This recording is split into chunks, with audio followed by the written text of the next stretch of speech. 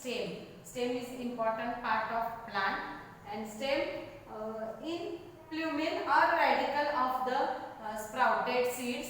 The stems are arising above the ground or above the soil in the plumule, and stem is arises. And in case of roots, below part of seed, that is a radicle, and roots is originate, and stem in part of plumule of the seed, and stem is arises. This is the diagram of structure of stem, and stem grows above the soil and of the plumule is known as a stem. Stem काय करते की सीडचा जो above म्हणजे वरचा सॉइलचा जो वरचा प्ल्युम्युलचा part आहे त्या पार्ट पासून स्टेमचं ओरिजिनेशन होते, आणि रूटचं प्ल्युम्युल रॅडिकल पासून ओरिजिनेट रूट होते आणि प्ल्युम्युल पासून स्टेम ओरिजिनेट होते. On that stem there is a nodes. On the stem there is a nodes, and the distance between nodes are known as the internodes. ज्या stem वरती छोटे छोटे इथं खाची असतात बघा त्याला नोड्स म्हणायचा.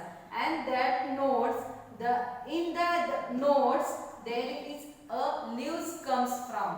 And for example, look in the plant there is a nodes, and in that nodes the leaves comes from. आणि त्या नोड्स मधूनच काय होतात leaves originate होतात किंवा leaves त्याच्यातूनच बाहेर येतात. There is a nodes, and in that node portion the leaves comes from. And here is a upper end or apical end of the stem. Apical end means here is the growing end, and that end is known as buds. Buds वरती हा जो end असतो इथून काय होतं plant stem वाढत जातो, grow होत जातो. These are the parts of stem. Nodes where the leaves comes from, bud where the leaves comes from, and the distance between nodes are the internodes. These are the parts of stem. And observe the branches of any plants and identify the different parts of diagram. वेगवेगळ्या प्लांट्सचे आपण branches observe करायचे आणि ते parts जे काय आहेत ते different parts observe करायचे. and the tip and apical end of bud is tip and apical end of stem is called the bud. The nodes, the distance between nodes are called the internode, and that node the leaves comes from. This small portion is called bud where the leaves comes from, and this is the growing end and apical end. These all are the structure of stem. And what is the function of stem? मग स्टेमचं function काय आहे?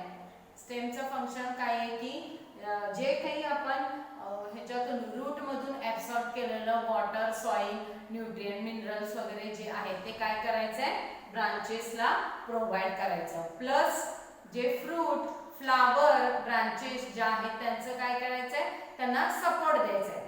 त्यांना support द्यायचं काम कोण करतं? Stem करतं. These are the functions of stem.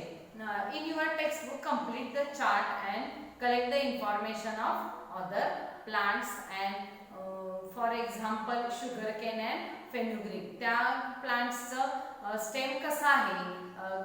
Stems are having the two types. Some stems are thick, some stems are thin. काही झाडांचे बुंदे कसे असतात? थिक असतात. काही झाडांचे कसे असतात? बारीक असतात. मग आता जर आपण फेन्युग्रीक म्हणजे मेथीचं एक्झाम्पल घेतलं तर त्याचे स्टेम कसा असणार? बारीक असणार. आणि शुगर केनचा त्याच्यापेक्षा मोठा आणि थिक असणार, जाड असणार. हे सगळं स्टेमचं ऑब्झर्वेशन करायचं आणि त्याची लेंथ लिहायची नोट्स मधली. म्हणजे फॉर एक्झाम्पल आपण जर इथं रोजचं घेतलं, रोज प्लांट प्रत्येकाच्या घरी लावलेलंच असतं गुलाबाचं झाड, तर ते एक्झाम्पल आपण त्याची फांदी बघायची, त्याचे नोट्स व्यवस्थित बघायचे. आणि ते नोट्स मधलं लीव्स कसं त्या नोटच्या इथून ओरिजिनेट होतंय ते पण बघायचं. म्हणजे आपल्याला स्टेम हा पार्ट्स ऑफ स्टेम व्यवस्थित समजतं. Do you understand students? These are the parts of stem. First bud, second nodes, third internodes, buds where the leaves comes from, and growing end, apical end of stem is called a bud where the plant should grow, and these are the all parts of stem. Thank you.